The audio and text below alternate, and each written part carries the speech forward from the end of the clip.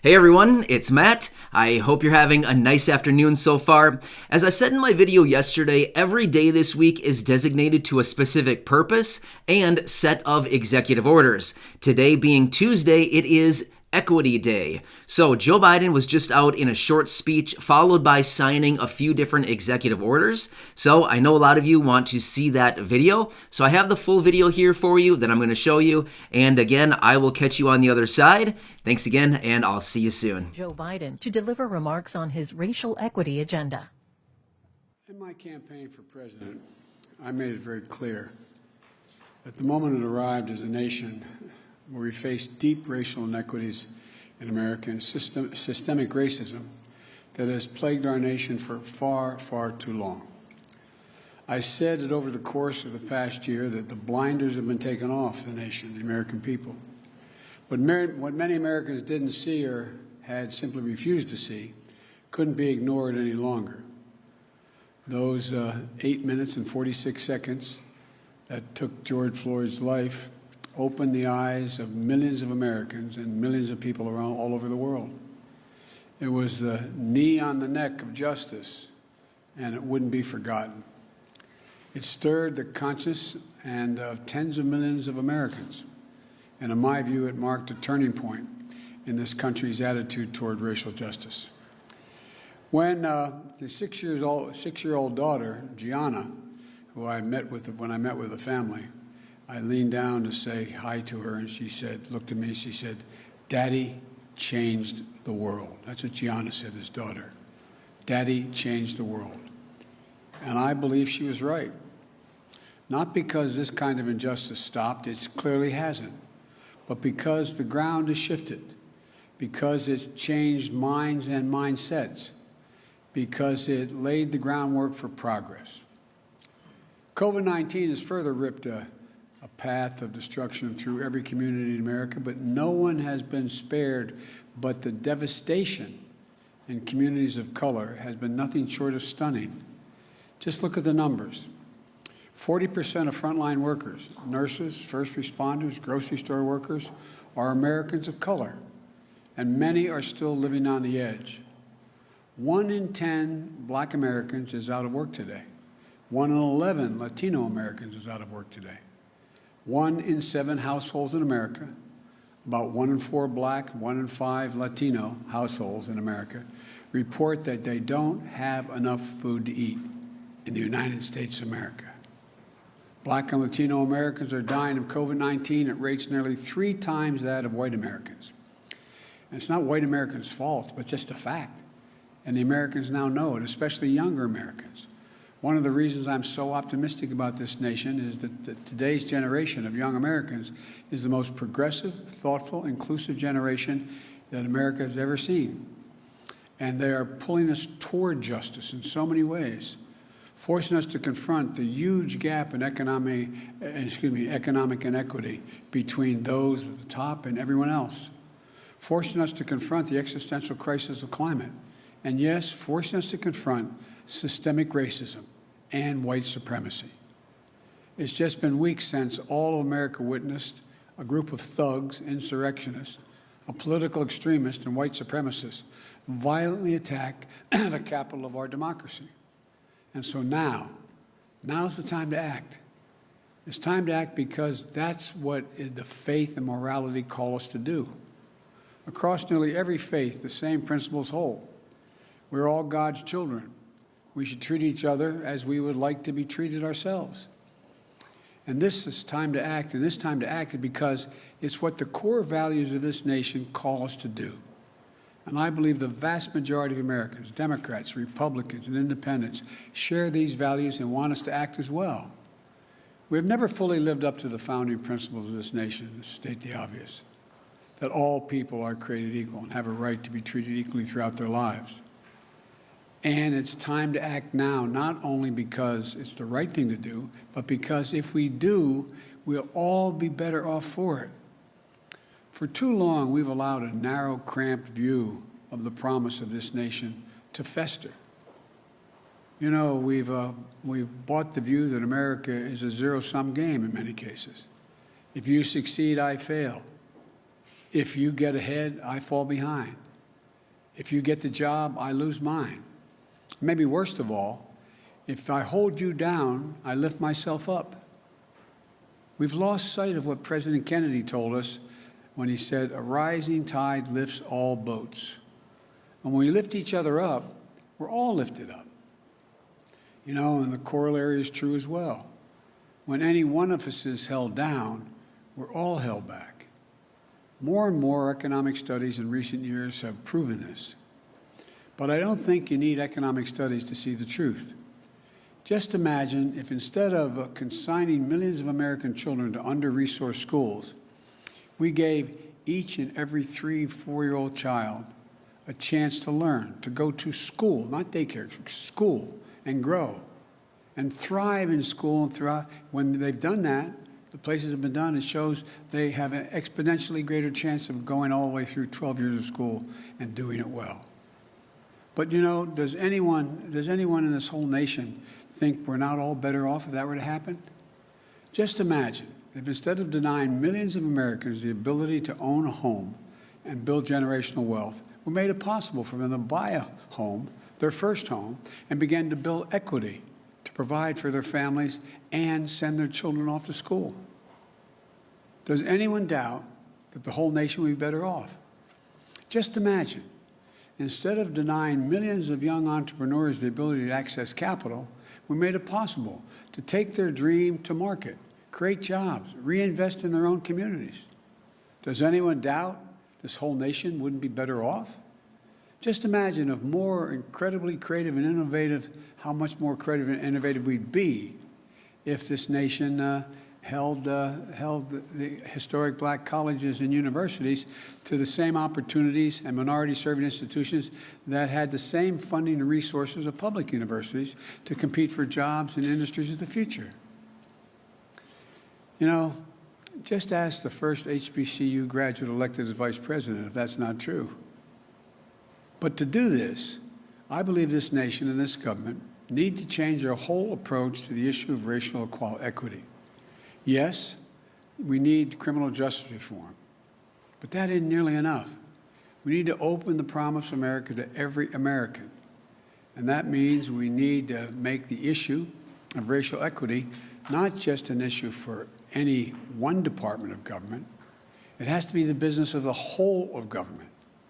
That's why I issued, on one of the first days, my whole of government executive order that will, for the first time, advance equity for all throughout our federal policies and institutions. It focuses on the full range of communities who have been long underserved and overlooked. People of color, Americans with disabilities, LGBTQ Americans, religious minorities, rural, urban, suburban communities facing persistent poverty. And I've asked Ambassador Susan Rice to lead the administration's charge through the White House and Domestic Policy Council, because I know she'll see it through. Every White House component and every agency will be involved in this work because advancing equity has to be everyone's job. Today, I'll be shortly signing an additional package of executive actions to continue this vital work. Housing, for example. Housing is a right in America, and home ownership is an essential tool to wealth creation and to be passed down to generations. Today, I'm directing the Department of Housing and Urban Affairs and Urban Development to redress the historical racism in federal housing policies. Today, I'm directing the federal agency to reinvigorate the consultation process with Indian tribes. Respect for tribal sovereignty will be a cornerstone of our engaging with Native American communities. This builds on the work we did last week to expand tribes' access to the Strategic National Stockpile for the first time, to ensure they receive help from the Federal Emergency Management Agency, FEMA, to fight this pandemic. Today, I'm directing federal agencies to combat resurgence of xenophobia, particularly against Asian Americans and Pacific Islanders that we've seen skyrocket during this pandemic. This is unacceptable, and it's un-American. I've asked the Department of Justice to strengthen its partnership with the Asian American and Pacific Islander community to prevent those hate crimes. I've also asked the Department of Health and Human Services to put out best practices for combating xenophobia in our national response to COVID.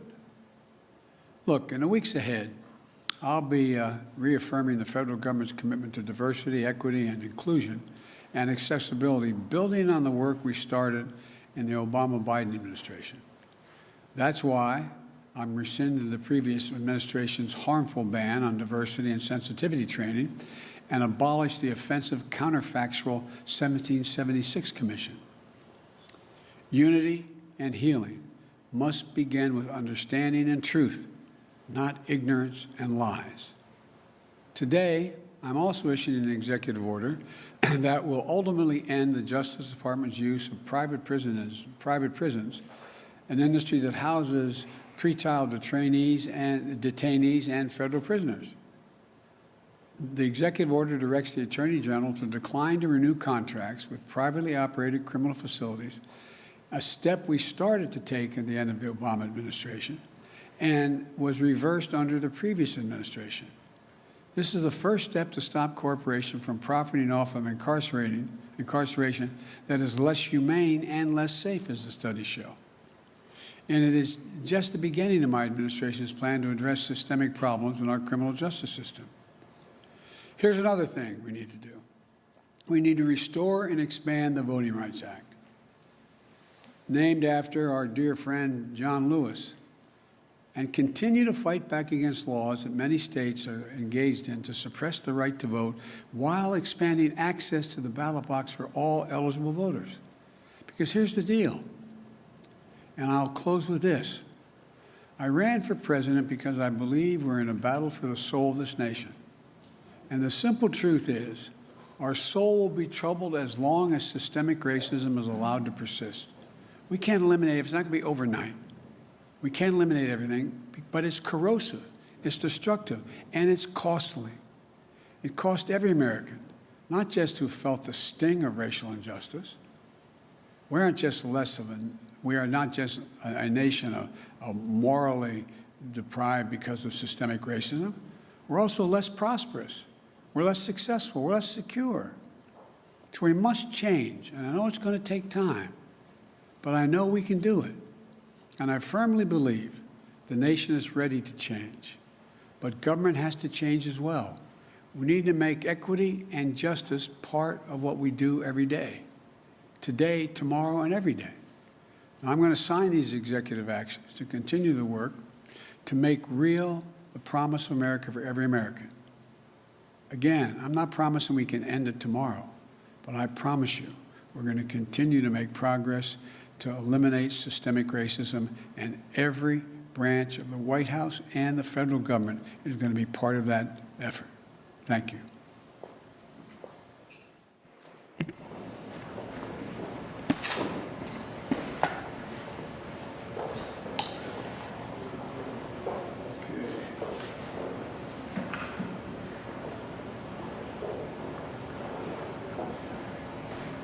Excuse me, my pen over here.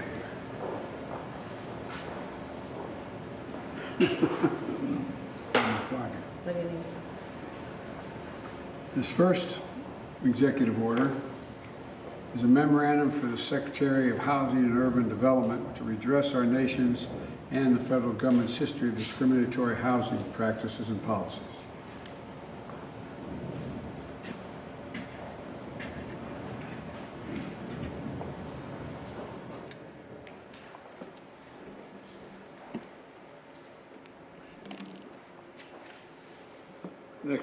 Next executive order is reforming the incarceration system by eliminating the use of privately operated criminal detention facilities.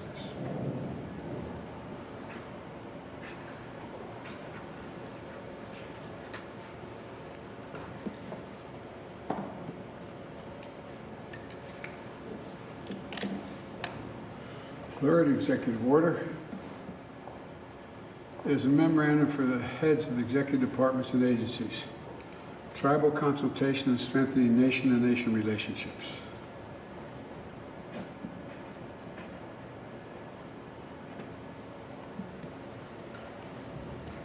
last executive order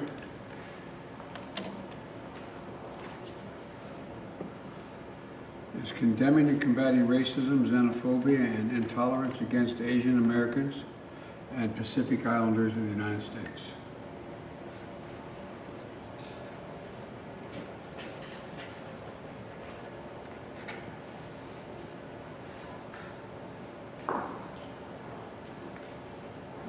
I think the country's ready, and I know this administration is ready. Thank you. Mr. President, what you talking about your food about? You.